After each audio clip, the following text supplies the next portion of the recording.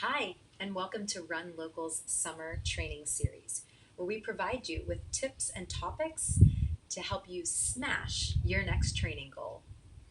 My name's Katie. I'm Run Local's community manager and coach.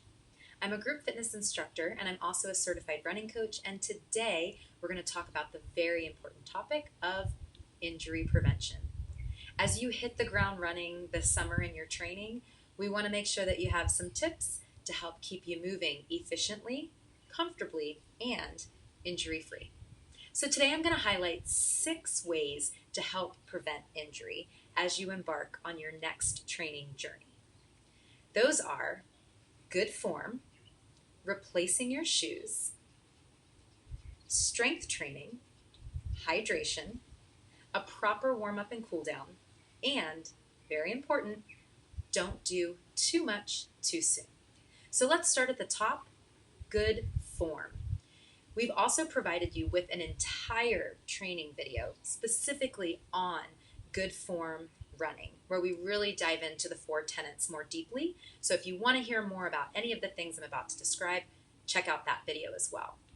The 4 key components of good form running are posture, midfoot landing underneath your body, a quick turnover of your feet known as cadence, and a slight forward lean from your ankles.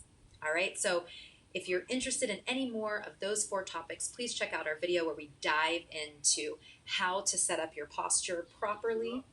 We want to make sure that we're running upright with our shoulders relaxed, with our arms pumping forward and back. We want to make sure that we're landing underneath the body, connecting our entire foot to the ground. That's what we call midfoot landing, and that we're landing underneath our body with soft knees to safely absorb the impact. We are most efficient when we connect to the ground with our entire foot. You also want to think about cadence, optimum running cadence being 180 beats per minute. So you can download a metronome if you're interested in seeing what your current average cadence is and to try to work towards that optimum cadence. The less time we spend on the ground, the less likely we are to create an error. So getting your feet up and off the ground quickly with short, quick strides is a great tenet to help promote good form. And then finally, just a slight forward lean from the ankles. All right? So check those tenets out on your next run and just start to bring awareness to making sure that you are moving properly with good form. That'll drastically decrease your risk of injury. Let's talk about the importance of shoes. Shoes do have a lifeline. The general rule of thumb is that we should replace our running shoes and walking shoes every 400 to 500 miles. So it's a good idea, if you're not currently tracking how many miles you have on your shoes, to start paying attention to that.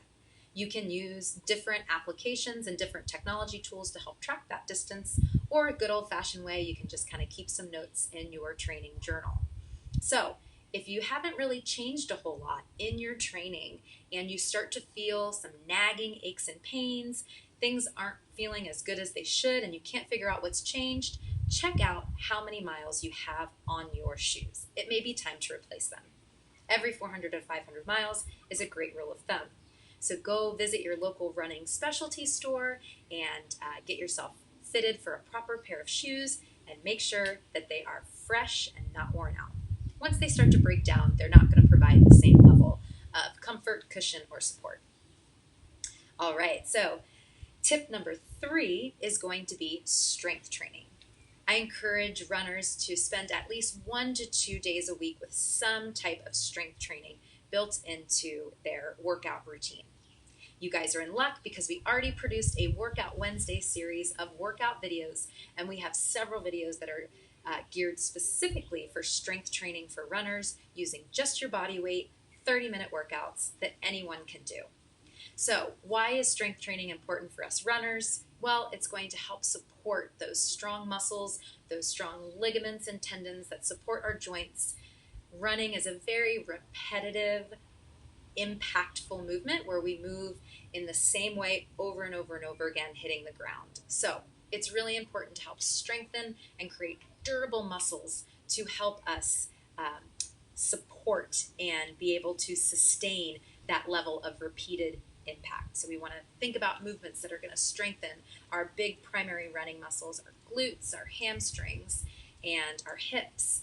And the other great thing about strength training is the more that we do it, it does really promote good posture, good alignment, and also core strength. So those are all things that as we start to get stronger bodies, generally people tend to also move with better form, okay, better posture, core strength to keep you upright when you start to fatigue when you're running, and just strengthening all of those supportive muscles to help promote a longer, healthier life of running. All right, so if you're not already strength training and you don't know where to start, go to our YouTube channel, Run Local Events, and check out our Workout Wednesday series. You don't even have to think about it. We've done the work for you. Let's talk about tip number 4, and that is hydration. We want to encourage you to drink up, and remember that hydration is a 3-step process. We want to think about pre-run hydration, during the run hydration, and post-run hydration, okay? And that has a lot of variables depending on how long you're running, how far you're running, how much you sweat, and also whether you're dealing with heat, humidity, or altitude. All of those things will affect the level of hydration that you need. But we just want to highlight the importance and the factor that hydration does play in your running. So hydration is really important, and it impacts many of our bodily functions. Specific to running, it's going to help to regulate our body temperature, which is a really important thing when we start to run. It also is going to, that hydration, proper hydration is going to help to cushion your joints and your muscles. And your likelihood, if you show up to a run completely dehydrated, your likelihood of pulling a muscle or injuring yourself is higher.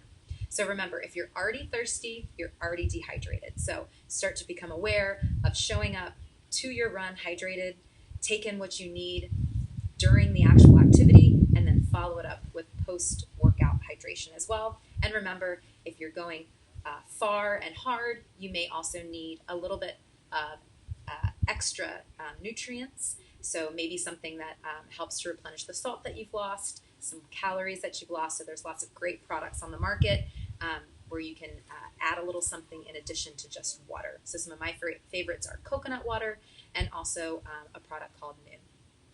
All right, so moving on to tip number 5, a proper warm-up and cool down. Many of us just hit the ground running. We walk out the door and we just go.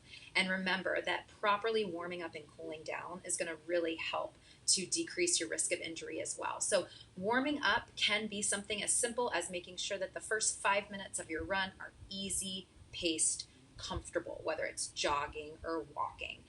Just making sure that you're easing into the activity to properly warm up your body before you start to hit any type of hard running or intensity. Same thing at the end.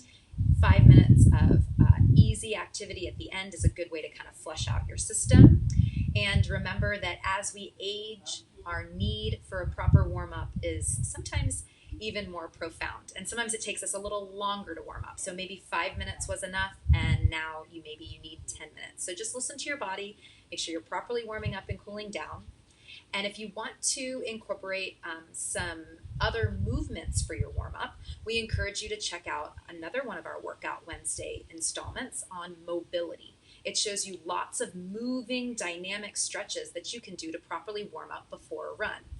And remember that those pre-run warm-up activities should be dynamic, meaning moving stretches. So that can be marching in place, that can be easy jogging, that can be leg swings, that can be arm swings, it can be walking lunges, things like that, but moving stretches to warm up. And then post-run, you can take on those longer held static stretches post-run after you're already warmed up. So moving stretches at the beginning, static stretches at the end. All right, so a proper warm-up and cool down. And finally, tip number 6, don't do too much too soon. I would say this is probably the most popular culprit when we talk about injuries. We get really excited as runners. We sign up for a new training plan or a new goal and a new race that we're training for, and sometimes we get a little too excited and we do too much too soon, and it almost always ends up setting us back with an injury. So we're going to have a more detailed video as well on the do's and don'ts of training, where we'll touch on this topic a little more deeply. But I want you to keep in mind that we don't want to be adding total mileage too quickly or too much intensity too quickly. General rule of thumb is the 10% rule, that you want to be adding just 10% to your total weekly mileage from one week to the next. So if you just signed up for a new event and you just increased your mileage from one week to the next week 50%, you just really increase your likelihood of getting injured. So remember, we want a small progressive increase in our mileage from one week to the next. And we also want to remember that if we've increased our mileage for a few weeks back to back, it's good to also then dial back and build in recovery weeks into your training cycle. So your whole cycle should not be a build. We should have some weeks where we cut back our mileage, where we do more easy running to reset, to recover, and to make sure we don't get injured. Same thing with intensity. Make sure that you're balancing the level of intensity in your running. Every run should not be hard. Every run should not be a workout. Every run should not make you exhausted by the end. General rule of thumb is the 80-20 rule, meaning 80% of your mileage should feel easy and comfortable, saving just 20% for intensity, speed work, hill training, hard effort. All right, so keep that in mind. Don't do too much mileage too soon, and don't do too much intensity. All right, so those are just 6 simple tips that hopefully will help be building blocks to keep you running long, strong, and without injury. Good form, replace your shoes every 400 to 500 miles, strength train 1 to 2 times a week, properly hydrate pre, during, and post run, properly warm up and cool down, and don't do too much too soon. Thanks so much for tuning in. I'm Coach Katie. This is your Run Local Summer Training Series.